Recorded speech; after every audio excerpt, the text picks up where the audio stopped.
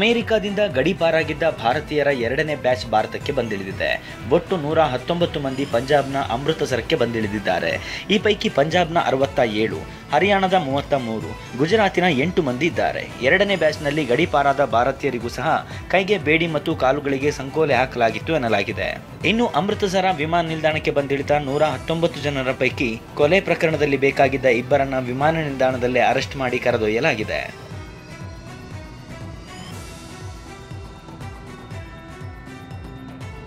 ಅಕ್ರಮವಾಗಿ ಅಮೆರಿಕ ಪ್ರವೇಶಿಸಿದ್ದ ಭಾರತೀಯರ 3ನೇ ಬ್ಯಾಚ್ ಅಮೆರಿಕದಿಂದ ಹೊರಟಿದ್ದು ಯಾವುದೇ ಕ್ಷಣದಲ್ಲಿ ಅಮೃತಸರ ವಿಮಾನ ನಿಲ್ದಾಣಕ್ಕೆ ಬಂದಿಳಿಯಲಿದೆ. 3ನೇ ಬ್ಯಾಚ್ನಲ್ಲಿ 157 ಅಕ್ರಮ ವಲಸಿಗರನ್ನ ಭಾರತಕ್ಕೆ ಗಡೀಪಾರು ಮಾಡಲಾಗಿದೆ.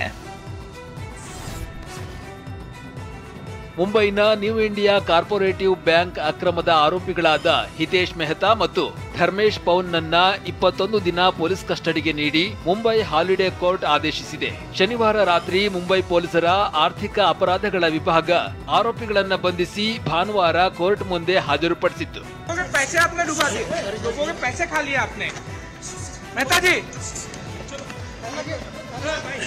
ಈ ಪೈಕಿ ಆರೋಪಿ ಹಿತೇಶ್ ಮೆಹ್ತಾ ದಾದರ್ ಮತ್ತು ಗೋರೆಗಾಂವ್ ಶಾಖೆಗಳಲ್ಲಿ ಕಾರ್ಯನಿರ್ವಹಿಸುವ ವೇಳೆ ಗ್ರಾಹಕರ ಖಾತೆಗಳಿಂದ ಬರೋಬ್ಬರಿ 122 ಕೋಟಿ ವಂಚಿಸುವ ಯೋಜನೆಯನ್ನ ರೂಪಿಸಿದ್ದ ಆರೋಪವನ್ನ ಹೊತ್ತಿದ್ದಾನೆ. ಕಳೆದ 5 ವರ್ಷಗಳಿಂದ ಆರೋಪಿಗಳು ವಂಚನೆಯಲ್ಲಿ ಪಾಲ್ಗೊಂಡಿದ್ರು ಎನ್ನಲಾಗಿದೆ.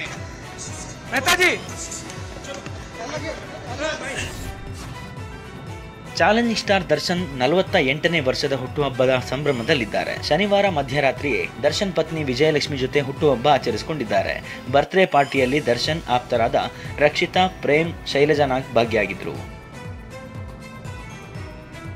ಇನ್ನು ದರ್ಶನ್ ಈ ಬಾರಿ ಅಭಿಮಾನಿಗಳ ಜೊತೆ ಹುಟ್ಟುಹಬ್ಬ ಮಾಡಿಕೊಳ್ಳಲ್ಲ ಎಂದಿದ್ರು ಅಭಿಮಾನಿಗಳು ಮನೆ ಬಳಿ ಸೇರಿದ್ರು. ಈ ಹಿನ್ನೆಲೆ ದರ್ಶನ್ ನಿವಾಸದ ಬಳಿ ಪೊಲೀಸ್ ಭದ್ರತೆ ಒದಗಿಸಲಾಗಿತ್ತು.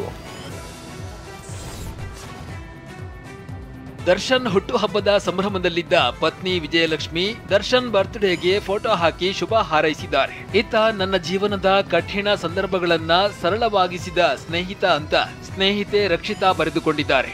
ಇನ್ನು ದರ್ಶನ್ ಸರ್ಗೆ ಹಾರ್ಟ್ಲಿ ವಿಶ್ ಮಾಡ್ತೀನಿ, ದರ್ಶನ್ ಆರೋಗ್ಯವಾಗಿರ್ಲಿ ಅಂತ ತರುಣ್ ಹಾರೈಸಿದ್ದಾರೆ. ಪ್ರತಿ ವರ್ಷದ ದರ್ಶನ್ ಬರ್ತ್ಡೇಯನ್ನ ಗ್ರ್ಯಾಂಡ್ ಆಗಿ ಆಚರಿಸ್ತಾ ಇದ್ದ, ಮನೆಯಲ್ಲೇ ಕೇಕ್ ಕಟ್ ಮಾಡಿಸ್ತಾ ಇದ್ದ ಪವಿತ್ರ ಗೌಡ ಈ ಬಾರಿ ದರ್ಶನ್ಗೆ ವಿಶ್ ಕೂಡ ಮಾಡಿಲ್ಲದಿರುವುದು ಚರ್ಚೆ ಹುಟ್ಟುಹಾಕಿದೆ.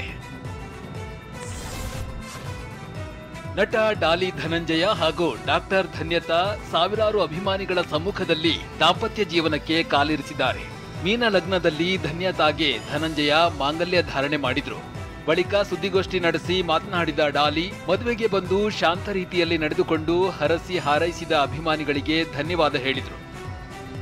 ನಿನ್ನೆಯಿಂದ ನಾನು ನೋಡ್ತಾ ಇದ್ನಲ್ಲ, ಯೂಶ್ವಲಿ ಒಂದು ಭಯ ಇರುತ್ತೆ ಜಾಸ್ತಿ ಜನ ಆದಾಗ ಹೆಂಗಾಗುತ್ತೋ ಏನೋ ಅಂತ.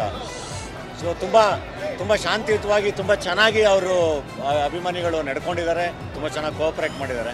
ಏನು ಧನ್ಯತಾ ಮಾತನಾಡಿ, ಇಷ್ಟೊಂದು ಜನರನ್ನ ನಾನು ಯಾವತ್ತೂ ನೋಡಿರ್ಲಿಲ್ಲ, ಇಷ್ಟು ಪ್ರೀತಿ ಆಶೀರ್ವಾದವನ್ನ ನೋಡಿ ತುಂಬಾ ಖುಷಿ ಆಯ್ತು ಎಂದ್ರು. ಇಷ್ಟು ಪ್ರೀತಿ, ಇಷ್ಟು ಆಶೀರ್ವಾದ ತುಂಬ ಖುಷಿ ಆಯ್ತು. ಅವ್ರ ಕುಟುಂಬ ನನ್ನ ಕುಟುಂಬ ಇದ್ದಂಗೆ 1 ವರ್ಷದಿಂದ ಇದ್ದೀವಿ ಸರ್. ನನ್ನ ಮನೆಗೆ ಹೋಗೋ ಥರ ಫೀಲಿಂಗ್ ಇದೆ. ತುಂಬ ಖುಷಿಯಿಂದ ನಾನು ಹೋಗೋಕ್ಕೆ ಕಾಯ್ತಾ ಇದ್ದೀನಿ. ಧನಂಜಯ್ ಧನ್ಯತಾ ಮದುವೆಗೆ ಭಾನುವಾರವೂ ಸೆಲೆಬ್ರಿಟಿಗಳ ದಂಡೇ ಹರಿದು ಬಂದಿತ್ತು. Sandalwood queen Ramya, hat trick hero Shivanna, Bharathi Vishnuvardhan, Tarun Sudhir, Sonal Monteiro, Sadhu Kokila ಮದುವೆಗೆ ಬಂದು ನವಜೋಡಿಗೆ ಹಾರೈಸಿದ್ರು. ಲೈಫಿನ ಒಂದು ಮೋಸ್ಟ್ ಬ್ಯೂಟಿಫುಲ್ ಫೇಸ್ ಅಂತ ನಾನು ಹೇಳಕ್ಕೆ ಇಷ್ಟಪಡ್ತೀನಿ. ಆ್ಯಂಡ್ ಅವರಿಬ್ಬರು ನೋಡಿದ್ರು ಅಷ್ಟೇ ತುಂಬ ಮುದ್ದಾಗಿ ಕಾಣಿಸ್ತಾರೆ. ಆ್ಯಂಡ್ ವೆರಿ ಕ್ಯೂಟ್ ಕಪಲ್ ಅಂತ ಅನಿಸ್ತಾರೆ. ವೆರಿ ಇನ್ನೋಸೆನ್ಸ್ ಅದು ಅವರಿಬ್ಬರು ಮಕ್ಕಳು ಕಾಣಿಸುತ್ತೆ. ನಿರ್ಮಾಪಕರಾಗಿ ಒಬ್ಬ ಫ್ಯಾಮಿಲಿ ಮ್ಯಾನ್ ಆಗಿ ಸಂಸಾರನೂ ತೂಗಿಸ್ಬೇಕು, ಈ ಕಡೆ ಸಿನಿಮಾನೂ ತೂಗಿಸ್ಬೇಕು, ಆ ಕಡೆ ಅಭಿಮಾನಿಗಳನ್ನು ತೂಗಿಸ್ಬೇಕು. ಈ ಜವಾಬ್ದಾರಿ ಜಾಸ್ತಿ ಆಗಿದೆ. ಕಾಂಗ್ರೆಸ್ ಎಂಎಲ್ಸಿ ಬಿಕೆ ಹರಿಪ್ರಸಾದ್ ಉದಯಗಿರಿ ಗಲಾಟೆಯನ್ನ ಬಿಜೆಪಿ ಆರ್ಎಸ್ಎಸ್ ಕೃಪಾಪೋಷಿತ ಕೃತ್ಯ ಎಂದು ಹೇಳಿದ್ದಾರೆ. ಸಂಘ ಪರಿವಾರದವರು ಗಲಾಟೆ ಮಾಡಲು ಬುರ್ಖಾ ಹಾಕಿ ಹೋಗ್ತಾರೆ ಎಂದಿದ್ದಾರೆ.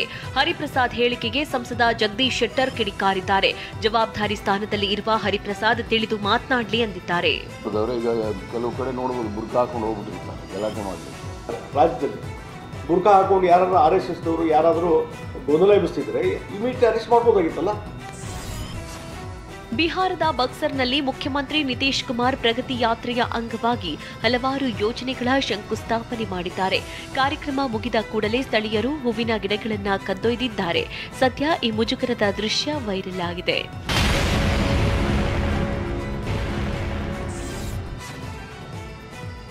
ಶನಿವಾರದಂದು ಪಶ್ಚಿಮ ಮಾಲಿಯಲ್ಲಿ ಕಾನೂನು ಬಾಹಿರವಾಗಿ ನಡೆಸಲಾಗುತ್ತಿದ್ದ ಚಿನ್ನದ ಗಣಿಗಾರಿಕೆ ಪ್ರದೇಶದಲ್ಲಿ ಭೂಕುಸಿತ ಸಂಭವಿಸಿ 48 ಕಾರ್ಮಿಕರು ಸಾವನ್ನಪ್ಪಿದ್ದಾರೆ.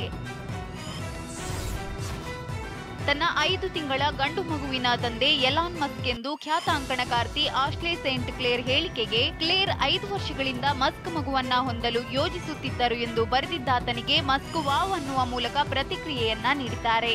ಆಶ್ಲೆ ಪ್ರಚಾರದ ಗಿಮಿಕ್ಗಾಗಿ ಹೀಗೆ ಮಾಡಿದ್ದಾಳಾ ಎಂಬ ಚರ್ಚೆ ಶುರುವಾಗಿದೆ. ನಾನು ಸಲಿಂಗಿ ಎಂದು ಬಹಿರಂಗವಾಗಿ ಘೋಷಿಸಿಕೊಂಡಿದ್ದ ಇಮಾಮ್ ಮೊಹಸಿನ್ ಹೆಂಡ್ರಿಕ್ಸ್ ನನ್ನ ಗೆಬರ್ಹಾ ಬಳಿ ಶನಿವಾರ ಗುಂಡಿಕ್ಕಿ ಕೊಲ್ಲಲಾಗಿದೆ.